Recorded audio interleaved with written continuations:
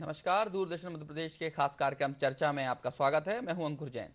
भारत की भूमि हमेशा से सांस्कृतिक, धार्मिक, पौराणिक आख्यानों, रीति रिवाजों और विविध आयोजनों की धरती रही है। इन धार्मिक सामाजिक आयोजनों के जरिए अपनी आस्था को पुष्ट करने के साथ हम भारतीयों द्वारा विभिन्न जन सरोकारों से जुड़े कार्यों को भी साधा जाता रहा है। ये आयोजन अनेक जनहितैषी मुद्दों के प्रति जन चेतना विकसित करने और जागरूकता लाने में कारगर रहे हैं।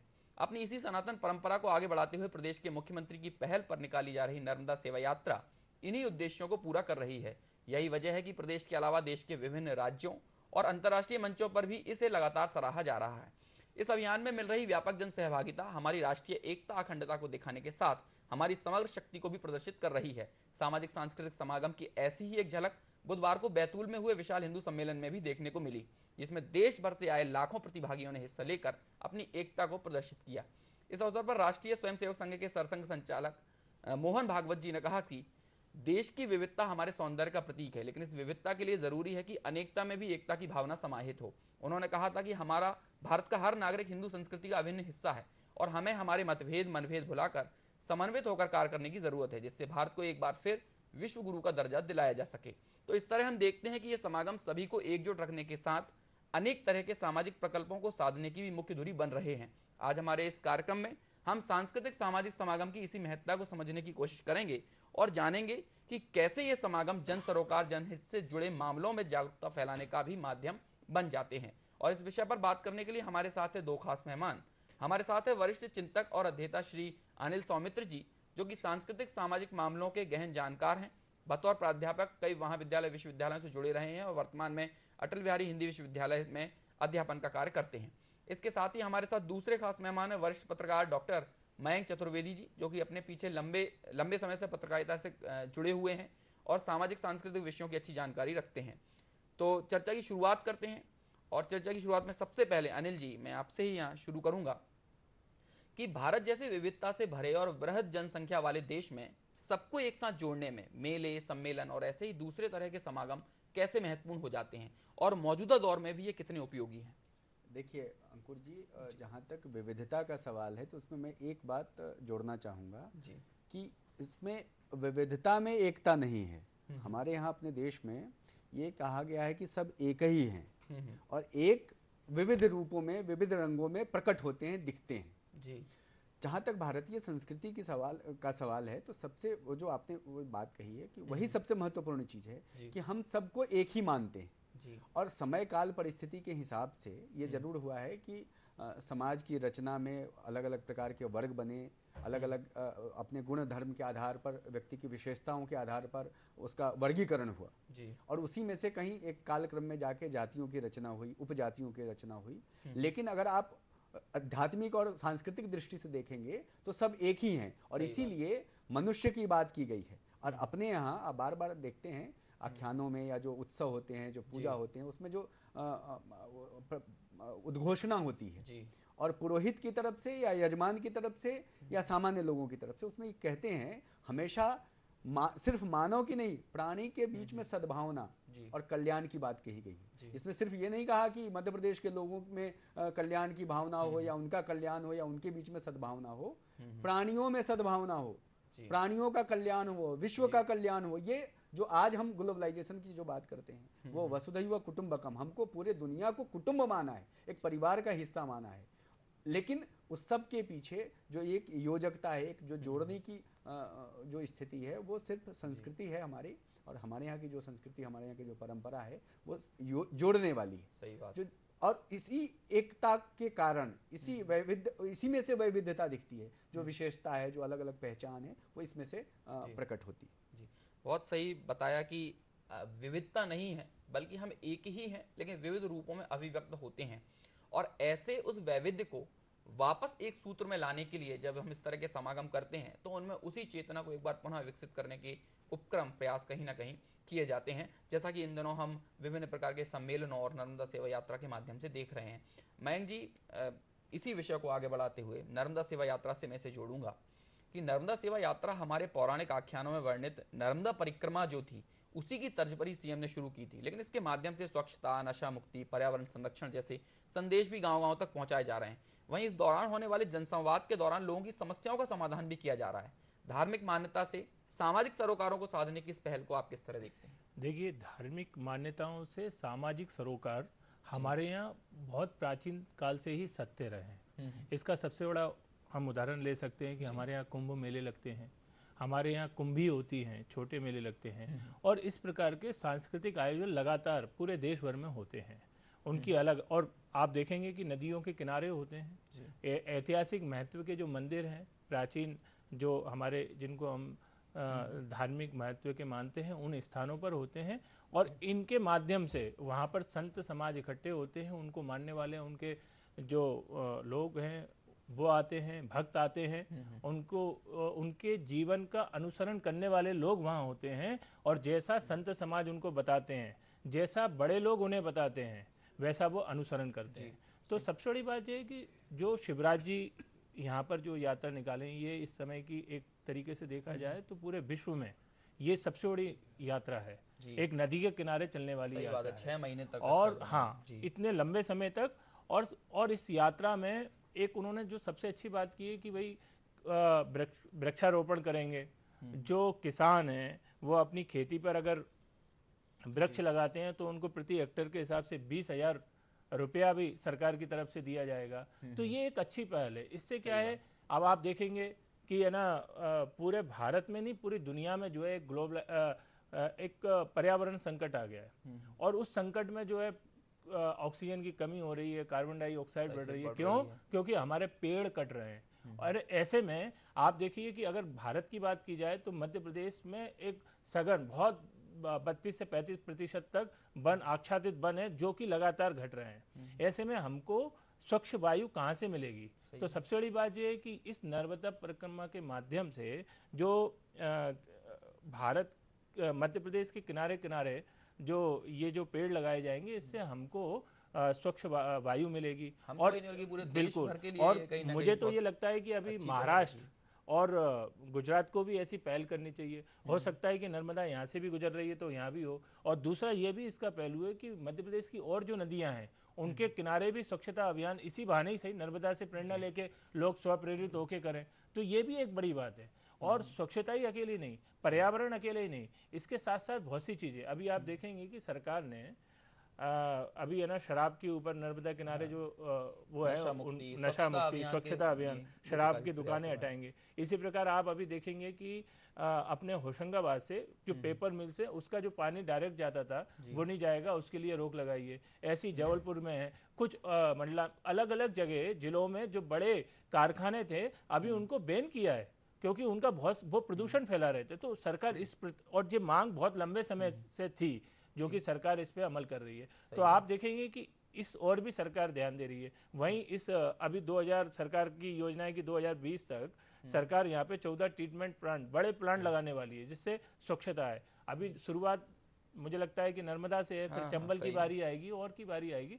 तो एक तरीके से ये सभी नदियों के संरक्षण के लिए बिल्कुल, तो ये जो मेले हैं, ये जो आयोजन है, इस तरीके के धार्मिक आयोजन अपने स्तर पे होते ही है। सबसे अच्छी बात यह है कि सरकार अपने स्तर पे ये कर रही है, सरकार चिंता कर रही है। सरकार ये नहीं मान रही कि भैया हम फलानी, हम है ना धर्म निरपेक्ष है, हम मुक्त है भैया धर्म से मुक्त नहीं है, धर्म सापेक्ष है। ये अच्छी बात है। धर्म सापेक्ष है, पंथ निरपेक्ष है। संविधान में भी पंथ निरपेक्ष इस शब्द को स्वीकार किया गया है। धर्म से सापेक्ष होकर तो आप नैतिकता से ही, धर्म से निरपेक्ष होकर हम नैतिकता को ही छोड़ देते हैं, अपने मूल्यों को ही तिलांजलि दे देते हैं, तो ऐसा संभव नहीं है। और एक अच्छी सरकार के लिए ऐसी निरपेक्षता होनी भी नहीं चाहिए।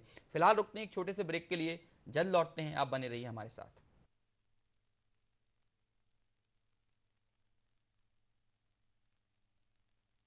छुट्टी नहीं है, टॉफी देता हूँ। ये ले बेटा। ए बच्चा, ये टॉफी इसको वापस दे दे। 1 रुपया छुट्टा दीजिए। इसे रखिए, ये 1 रुपया बड़े काम की चीज है। प्रधानमंत्री सुरक्षा बीमा योजना है। इसमें हर महीने अगर आप केवल 1 रुपए के हिसाब से यानी सालाना 12 रुपए भरते रहें, तो भगवान न करे कभी आपके साथ दुर्घटना हो जाए, आप विकलांग हो जाए, कोई अनहोनी हो जाए, तो आपको और आपके परिवार को इस बीमा योजना के तहत 2 लाख रुपए धनराशि मिल सकती है। तो आज ही इस योजना से जुड़ें। मैं सच में तुमसे प्यार करने लग गई हूँ राज। साक्षी मोहब्बत तो करती है, पर किससे? हमारे खानदान में विधवा विवाह नहीं होता। ये हमारी कुल रीत है। मोहब्बत की एक नई कहानी। कलेक्टर बहू, सोमवार से शुक्रवार दोपहर 1:30 बजे डीडी नेशनल पर, देश का अपना चैनल।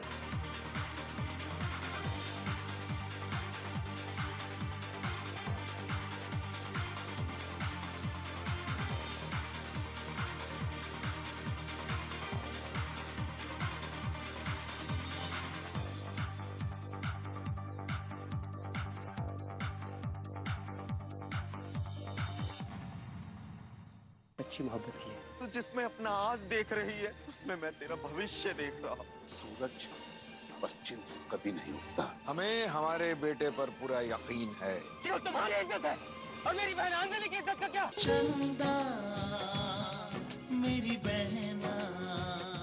सिर्फ डीडी नेशनल पर, देश का अपना चैनल। उस ममता की जिसकी दहलीज सारा गांव है, उस हौसले की जो कठिनाइयों में ही पैदा होता है, उस दबी हुई आवाज की जिसे और दबाना मुश्किल है, उस नदी की जो बांध की सीमा में नहीं बंधना चाहती, उस ज्योति की जो अपनी लौ से सब कुछ रोशन कर देना चाहती है।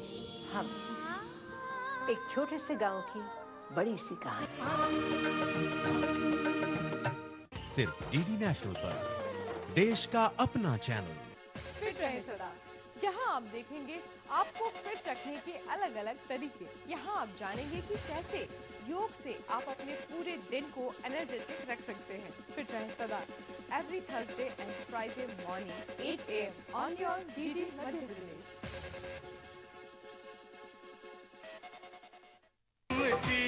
वो कभी बिखरी रोशनी है वो कुछ अल्हड़ कुछ मस्तानी नूरी है वो। मैं कैसे सुनाऊं तुम्हें उसकी कहानी, वो मूरत सुहानी, वो परियों की रानी। सिर्फ डीडी नेशनल पर, देश का अपना चैनल। ब्रेक के बाद आपका एक बार फिर स्वागत है। हम बात कर रहे हैं सांस्कृतिक सामाजिक समागम और जन सरोकार विषय को लेकर। ब्रेक पर जाने से पहले हमने बात की कि नर्मदा सेवा यात्रा कैसे अनेक जन सरोकारी मुद्दों को भी छू रही है और उसके प्रति लोगों में एक जन चेतना विकसित करने में भी ये काफ़ी सहायक साबित हो रही है। स्वच्छता अभियान ये भी काफ़ी ज़्यादा नर्मदा सेवा यात्रा के दौरान देखने मिल रहा है और व्यापक स्तर पर स्वच्छता को लेकर कार्य किया जा रहा है। हमने नर्मदा सेवा यात्रा के दौरान स्वच्छता को लेकर जो कार्य हुए हैं उसको लेकर एक रिपोर्ट तैयार की है। पहले हम वो देखते हैं और उसके बाद अपनी चर्चा को आगे बढ़ाएंगे। मध्य प्रदेश के लोगों का नर्मदा नदी के संरक्षण के लिए लिया गया संकल्प देश के लिए मिसाल बन रहा है। देश के सबसे बड़े जन आंदोलन स्वच्छता अभियान की कड़ी में नर्मदा सेवा यात्रा अनूठी पहल साबित हो रही है। नर्मदा को प्रदूषण मुक्त बनाने और पर्यावरण संरक्षण के लिए चल रहा नमामि देवी नर्मदे अभियान लोगों में जागरूकता पैदा कर रहा है। नदी के दोनों छोरों पर 1000 किलोमीटर तक वृक्षारोपण किया जा रहा है। इसके साथ ही गांवों के हर घर में शौचालय बनवाने के लिए 12-12 हजार रुपए स्वीकृत किए जा रहे हैं। हर गांव में नर्मदा सेवा समिति गठित किए जाने की योजना भी राज्य सरकार ने बनाई है। ये देखिए, पर्यावरण का अभियान है, स्वच्छता का अभियान है, नदी संरक्षण का अभियान है, नदी बचाने का अभियान है, ये सामाजिक भी अभियान है, ये धार्मिक आस्था का भी स्थान है क्योंकि माँ को बहुत पवित्र मानते हैं। तो ये यात्रा के कई उद्देश्य हैं कि मध्य प्रदेश में अगर जीवन रेखा है तो नर्मदा है और नर्मदा के स्वच्छता में, नर्मदा के संवर्धन में, नर्मदा की सुरक्षा में ही वास्तव में ये स्वच्छता मिशन भी आता है कि नर्मदा को दूषित ना किया जाए। इसके लिए नर्मदा किनारे पे जितने भी शमशान घाट थे उन शमशान घाटों का सारा राख वगैरह जो है उसमें डाला जाता था, लेकिन अब वो नहीं होगा और अलग से शमशान घाटों का निर्माण हो रहा है। तो स्वच्छता से इसका संबंध नहीं है और ये नर्मदा सेवा यात्रा के माध्यम से संपूर्ण मध्य प्रदेश में स्वच्छता के प्रति जागृति लोगों को लाया जा रहा है। नर्मदा सेवा यात्रा में नर्मदा नदी की स्वच्छता के साथ ही विभिन्न सामाजिक मुद्दों पर चर्चा भी हो रही है। जैविक खेती, उद्यानिकी फसलों को बढ़ावा देने पर जोर, बेटी बचाओ बेटी पढ़ाओ, गौ संरक्षण और गौ संवर्धन, नशा मुक्ति, छायादार और फलदार पौधों का वृक्षारोपण आदि मसलों पर ग्रामीणों से चौपाल लगाकर चर्चा की जा रही है। यात्रा के प्रति लोगों का इतना उत्साह है कि जिन गांवों से यह यात्रा निकल रही है वहां ग्रामीण महिलाएं, पुरुष सभी इसका जोरदार स्वागत कर रहे हैं। गांव-गांव में रंगोली, लोक नृत्य और स्वच्छता अभियान संबंधी नाटकों का मंचन किया जा रहा है। यात्रा के साथ चल रहे प्रबुद्धजन ग्रामीणों को नर्मदा को स्वच्छ रखने का संकल्प भी दिला रहे हैं। होशंगाबाद के सेठानी घाट पर लोगों ने एक लंबी श्रृंखला बनाकर नर्मदा को साफ स्वच्छ रखने का संकल्प लिया। ये मानव श्रृंखला हम लोगों ने नर्मदा जी को प्रदूषण से बचाने के लिए बनाई है और हम लोग ये श्रृंखला बनाकर लोगों तक ये सूचना देना चाहते हैं कि हम लोग जो भी नर्मदा जी में प्रदूषण फैलाते हैं या जो भी फूल या पन्नी वगैरह जो फेंकते हैं उसे हम लोग नर्मदा जी में फेंकना बंद कर दें और जिससे हमारी नर्मदा जी स्वच्छ रहे। ये जो मानव श्रृंखला बनाई है ये लोग स्वयं भी जागरूक हों और साथ में समाज को भी जागरूक करने का काम करें। खासकर जो स्कूली बच्चे हैं, मुझे लगता है भविष्य में मां नर्मदा के संरक्षण के लिए अगर सर्वाधिक कोई असर कारक आज कोई इस कार्यक्रम में सहभागिता रही है, स्कूल के बच्चों की है। यहाँ से एक शिक्षा लेकर जाएंगे, एक पाठ पढ़कर जाएंगे कि हमारी स्वयं की जिम्मेदारी है, समाज की जिम्मेदारी है मां नर्मदा को संरक्षित और प्रदूषण से मुक्त रखने की। नर्मदा की स्वच्छता और पर्यावरण सरोकारों को लेकर उभरा यह आंदोलन अब जन भागीदारी के प्रधानमंत्री के सपने को साकार कर रहा है। उम्मीद है कि जिस उत्साह और जोश से यह आंदोलन चलाया जा रहा है उसमें हमें एक बार फिर स्वच्छ, निर्मल, पावन नर्मदा के दर्शन हो सकेंगे। Puja P Vardhan, DD News, Bhopal.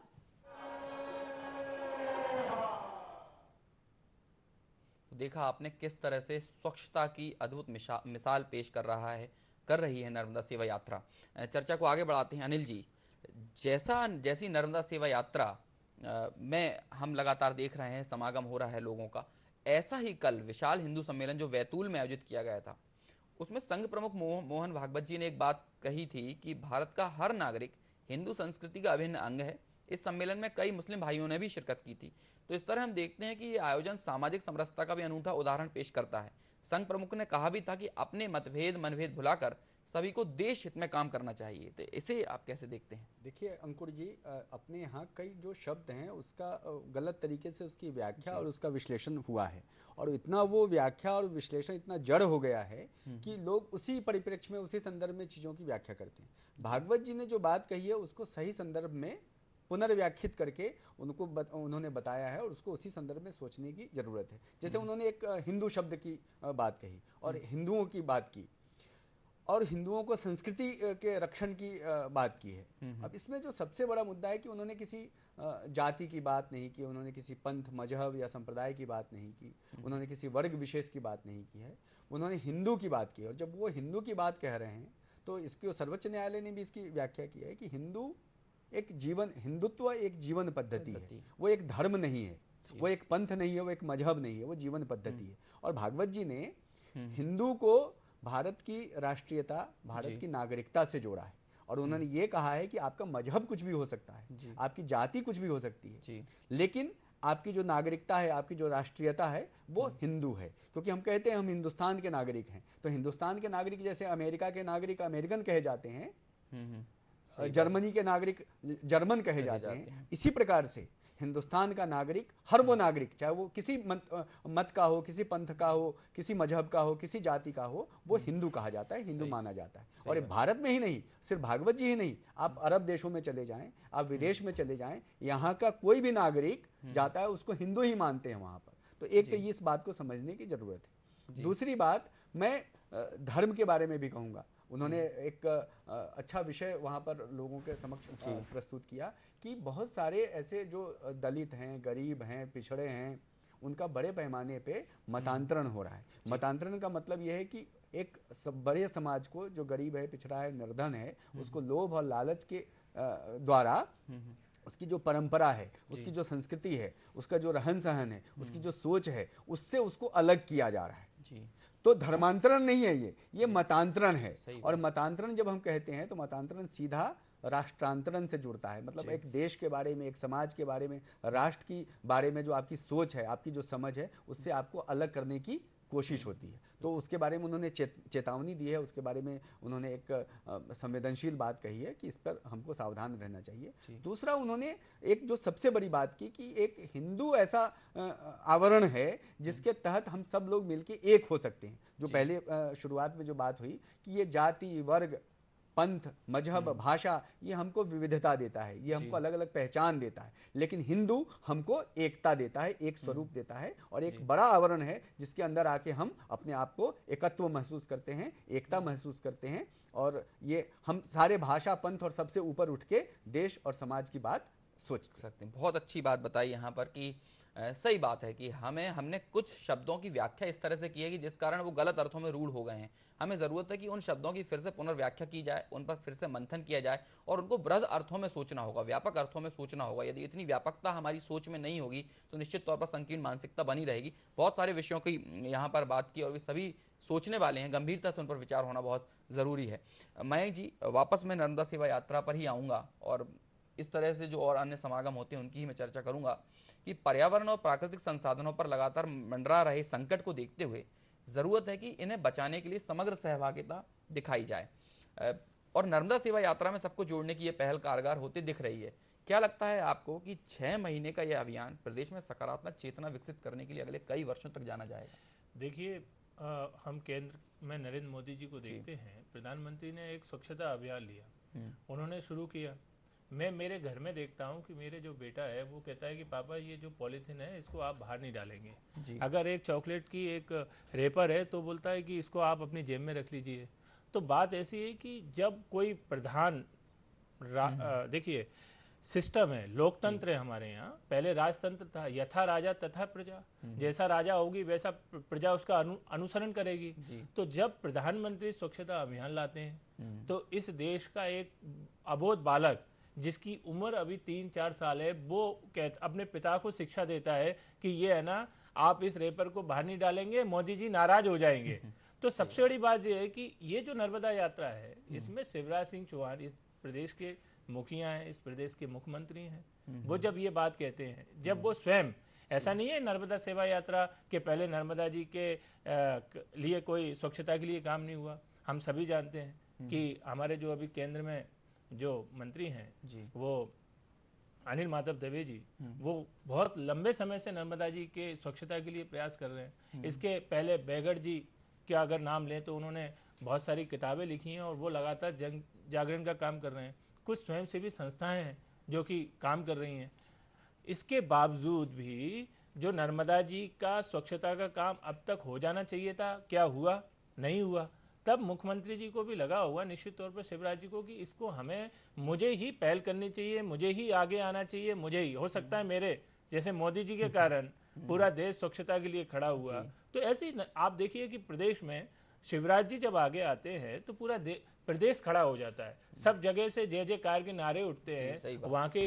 तो ये बहुत बड़ी बात है और इससे जो है निश्चित मानिए कि ये नर्मदा यात्रा यहीं रुकने वाली नहीं है। इसका असर जो है हमारे तालाबों पर हुआ है, इसका असर हमारी और छोटी छोटी नदी हैं, हमारे यहाँ की बेतवा है, सिंध है, हमारी ये जो नदियाँ हैं इन नदियों पर भी हुआ है इसका असर। और इनका भी जो है आप यकीन मानिए इसके कारण से वहाँ भी जो जागृति आएगी, आ रही है, उससे यहाँ भी आप देखेंगे बहुत आगे जो है 1-8 साल के अंदर बड़ा परिवर्तन हमें दिखाई भी देगा। जी, और बहुत अच्छी बात कही कि अभी तो ये सिर्फ एक शुरुआत है और यहीं आकर नहीं रुकने वाली और सिर्फ एक नदी तक ये सीमित नहीं रहने वाली। इसका असर कई अन्य नदियों पर और हमारे प्रदेश के अन्य तालाबों पर और भी दूसरे जो जल स्रोत हैं उन पर भी देखने को मिलेगा। तो एक सोच में जो परिवर्तन लोगों की देखने में मिल रहा है, इसका असर आने वाले कई वर्षों तक परिलक्षित होता रहेगा।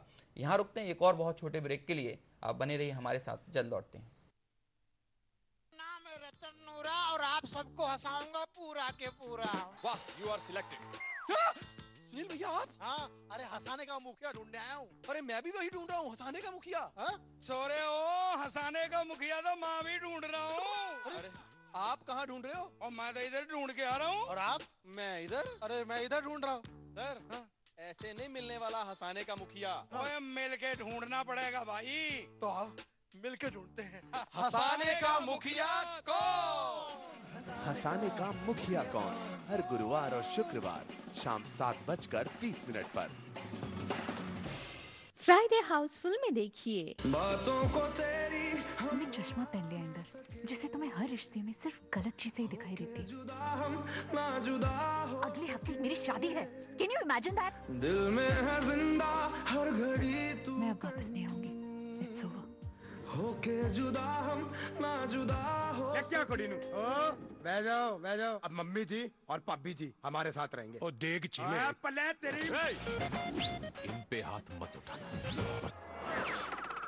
ऑल इज वेल सिर्फ डीडी नेशनल पर, देश का अपना चैनल। ब्रेक के बाद आपका एक बार फिर स्वागत है। हम आज चर्चा में बात कर रहे हैं सामाजिक सांस्कृतिक समागम और जन सरोकार विषय के ऊपर। चर्चा को आगे बढ़ाते हैं।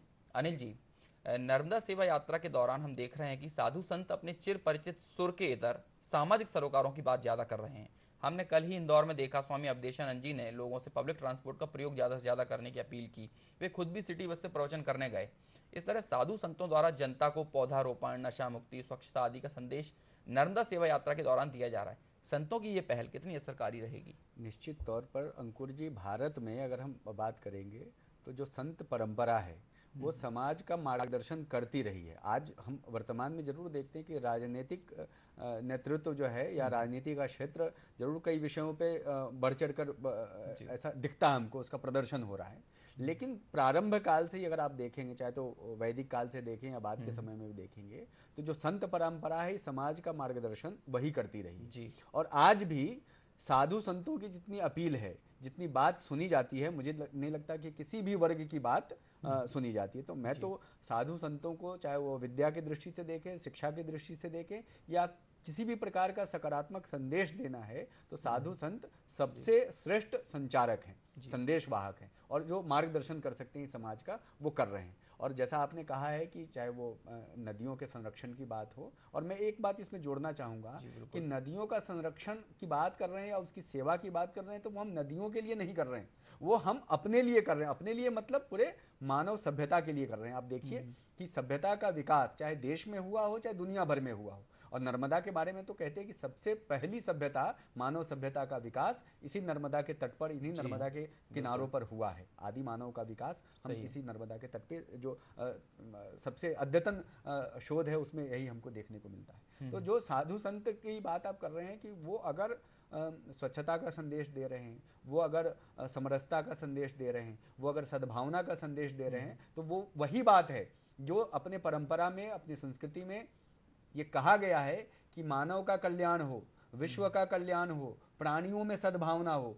और आप देखिए कि हमारी जो चिंतन परंपरा है उसमें सिर्फ मनुष्य की बात नहीं कही है, पूरे प्रकृति की, चराचर जगत की बात कही गई है कि अगर आप नदियों को असुरक्षित करेंगे तो आप सुरक्षित नहीं रह पाएंगे। अगर आप किसी भी प्राणी को, किसी भी जैसे वन की बात है, जंगल को अगर आप कम करेंगे, उसको असुरक्षित करेंगे, तो आपकी सुरक्षा भी खतरे में पड़ेगी।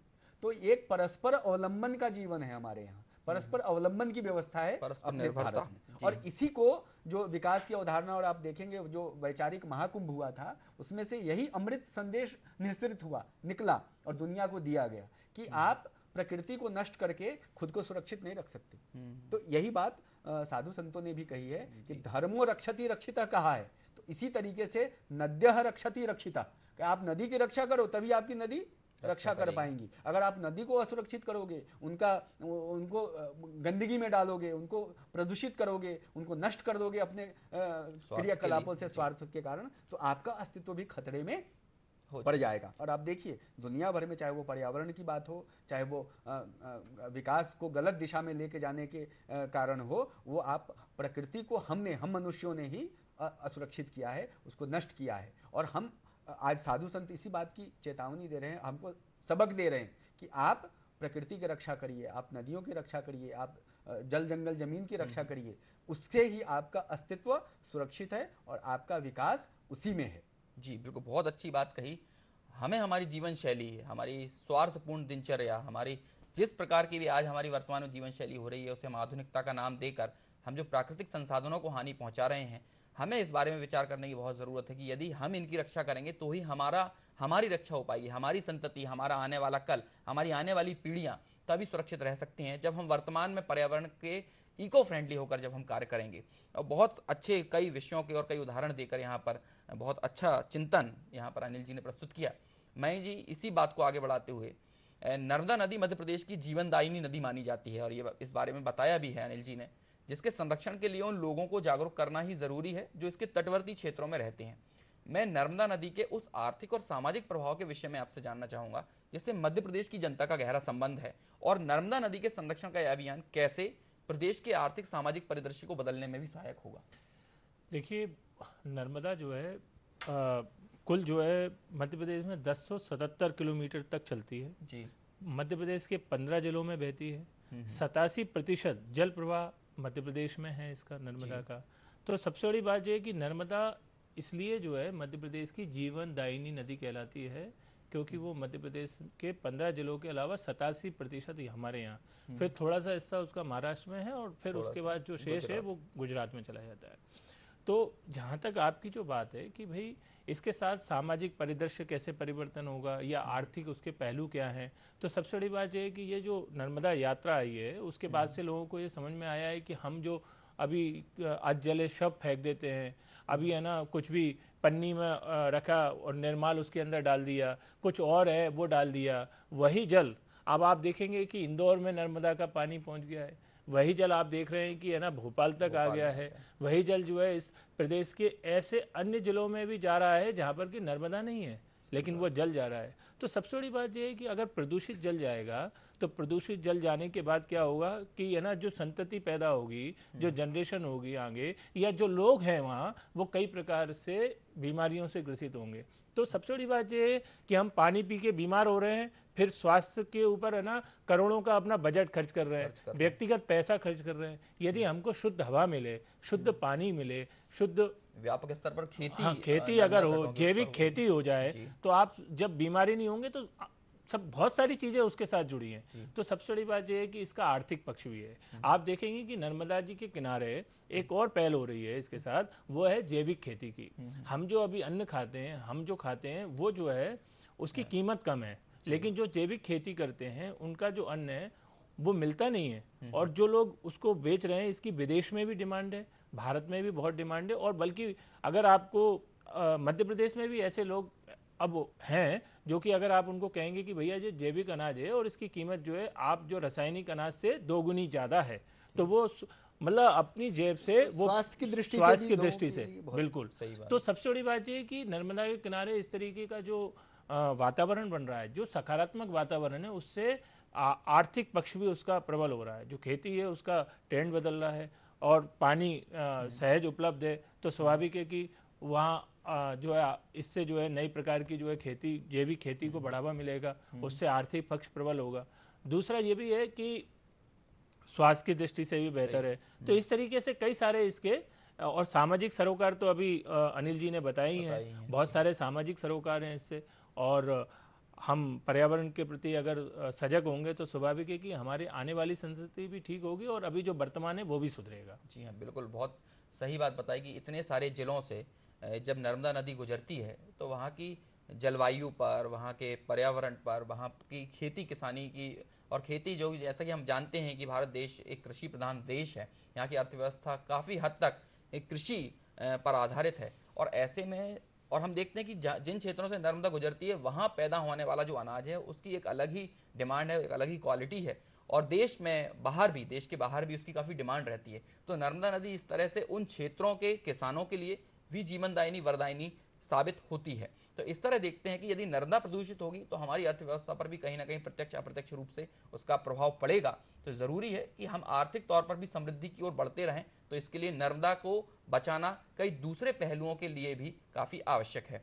अनिल जी, अंतिम चरण में हैं हम हमारी इस चर्चा के, और जाते जाते कुछ और विषय बहुत संक्षेप में आपसे जानना चाहूँगा कि आज नर्मदा सेवा यात्रा का 59वां दिन है, आज की ही ये बात है। ओमकारेश्वर में आदि शंकराचार्य के जीवन प्रसंगों और अद्वैतवाद पर आज वहाँ का जो कार्यक्रम हुआ उस पर विचार मंथन कार्यक्रम का आयोजन किया गया। उसमें हमने देखा कि कई बड़े संतों ने अद्वैतवाद को समूचे विश्व को एक सूत्र में बांधने का अद्वितीय सिद्धांत बताया। इसके साथ ही इसे ग्लोबल वार्मिंग से निपटने, पर्यावरण संरक्षण और जातिगत भेदभाव से निपटने के लिए भी कार्यकारी बताया। इस तरह उपनिषदों, पुराणों के सिद्धांत मौजूदा दौर के मुद्दों से जोड़े जा रहे हैं। क्या कहना है इस पूरे प्रसंग पर, इन पूरे चर्चा जो आज वहाँ पर हुई है उस पर?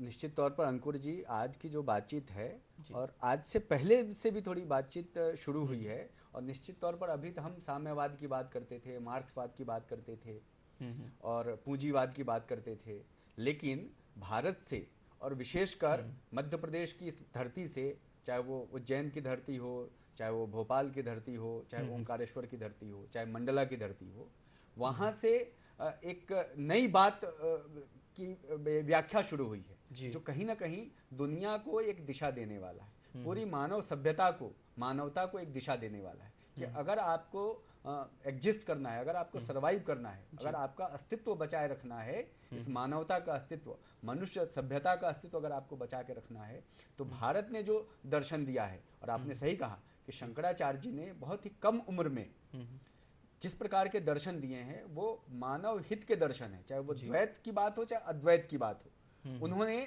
मनुष्य के लिए ये कहा कि सब एकाकार है, जैसा मैंने शुरू में एक बात कही है कि वो उसी तत्व के विभिन्न रंग रूपों में प्रस्फुटीकरण है, उसी ब्रह्म के अलग अलग तत्व हैं। उसी को उन्होंने कहा कि कहीं हमको अगर कहीं किसी बात में लगता है कि विरोधाभास है, हमको लगता है कि कहीं ये पेड़ पौधे कुछ अलग हैं और मैं कुछ अलग हूँ, लेकिन ये हमारा अज्ञान है। एक ज्ञान के स्तर पर अगर हम जाते हैं तो जो शंकराचार्य जी ने हमको तत्व दिया है कि वो सब एक है, एकत्व है, तो उन्होंने बाद में कहा कि ये जो ड्युअलिटी की बात करते हैं, द्वंद्व चलता है हमारे अंदर, वो एक स्तर पे जाके एक हो जाता है। और चाहे वो संत परंपरा जैसे शंकराचार्य जी के बाद के शंकराचार्य जी लोगों ने भी कहा है कि ये सिर्फ भारत के मनुष्यों की बात नहीं है, अब भारत की प्रकृति की बात नहीं है, या भारत के अध्यात्म की बात नहीं है, ये दुनिया के लिए बहुत प्रासंगिक है कि आप एक ही हैं जी। और आपको अगर लगता है कि हम अलग हैं और दुनिया का शेष दुनिया अलग है, वो नहीं है, आप सब एक ही हैं। और अगर हम अपने बारे में अपना भला सोचते हैं, या अगर हम मयंक जी का भला सोचते हैं, तो कहीं ना कहीं हम अपना ही भला शुभ सोच रहे होते हैं। इसीलिए प्रकृति के बारे में हमको सकारात्मक होकर सोचना चाहिए, उसको किसी को भी हमको द्वैत नहीं समझना चाहिए, वो अद्वैत ही है, हम एक ही हैं। तो अगर हम दूसरे के बारे में कुछ बुरा सोचेंगे तो निश्चित तौर पर हमारे बारे अपने बारे में रिफ्लेक्ट होकर बुरा होता है। हमारे तो इसको हमको शंकराचार्य जी को याद करते हुए और आज की जो चर्चा हुई है उसको एक पुनर्स्मरण है और एक पुनर्व्याख्या है दुनिया के लिए। 1 मिनट में सर आपसे इस विषय पर विचार जानना चाहूँगा। देखिए अद्वैत जी, अद्वैत मतलब जो भी है वो सब में है और जो सब में है वो मुझ में है। आप देखिए हमारे यहाँ ईशावास्य उपनिषद कहता है, ईशावास्य मिदम सर्वम यत् किंचित जगत्याम जगत तेन तक्तेन भुंजित माँ कृता कर, यानी तेन तक्तेन, त्याग का भोग करो। त्याग का भोग यानी भैया सब कुछ मेरे लिए नहीं है, ये दूसरे के लिए भी है, मुझे छोड़कर जाना है। जबकि यूरोप की या पश्चिमी जो दर्शन है वो कहता है कि मेरे लिए है, पहले मेरा सुख। और हमारे यहाँ कहा कि नहीं, पहले मेरा नहीं, पहले दूसरों का सुख, पहले उस कुत्ते का सुख जो कि हमारे द्वार पर हमारी रक्षा करता है, उस गाय का सुख। इसलिए हमारे यहाँ कहते हैं कि वो पहली रोटी गाय की और अंतिम सांप को भी दूध पिलाते हैं। तो ये जो बात है अद्वैत की, ये है हमारे यहाँ सबकी चिंता की गई है। चींटी के लिए आटा डालना, मछली के लिए गोली डालना आटे की, तो है ना पानी आप देखिए कि है ना पीपल है, उसको भी जोड़ दिया कि, तो कुल मिला के अद्वैत जो है हमारे जीवन में है। ये भारत की सनातन परंपरा है और पूरा ऋग्वेद यजुर्वेद से लेकर आधुनिक सभी वेद पुराणों में भी कहीं ना कहीं इसका ही जिक्र किया गया है। और वसुधैव कुटुंबकम की जो मान्यता है वो सिर्फ इंसानों के लिए ही नहीं है बल्कि जीव मात्र के लिए है। और हमारी इस प्रकृति के पास इंसान की ज़रूरतों को पूरा करने की सामर्थ्य तो है, लेकिन हमारी इच्छाओं को भरने की सामर्थ्य नहीं है। यही कारण है कि त्याग की, समर्पण की और अन्य तरह की जो हमारे सिद्धांत, हमारे जीवन शैली, जीवनचर्या में आने वाले जो कुछ गुण हैं, उनके आविर्भाव की बात हमारी संस्कृति में, हमारे धर्म दर्शनों में की जाती है। और यही कारण है कि सामाजिक सांस्कृतिक समागम हमें वापस हमारी उन्हीं जड़ों से जोड़ने का, हमारे वेद पुराण, हमारे उन्हीं सार्वकालिक, सार्वलौकिक, सार्वभौमिक सिद्धांतों से जोड़ने की कहीं ना कहीं उपक्रम है। उसी तरह से हमारी जीवन शैली को हमारी जीवन शैली में बदलाव लाने के कहीं ना कहीं इनसे प्रयास किया जाता है। बहुत सारे विषयों पर हमने यहाँ पर चर्चा की। आप दोनों ही अतिथियों का बहुत बहुत धन्यवाद। कम समय में अपने अपने विचार यहाँ पर साझा किए। फिलहाल रुकते हैं यहीं। अगले हफ्ते जब लौटेंगे तो कई नए विषय के, दूसरे विषय के साथ, कई अन्य शख्सियतों के साथ आपसे पुनः मुखातिब होंगे। तब तक के लिए पूरी टीम को दीजिए इजाज़त। नमस्कार।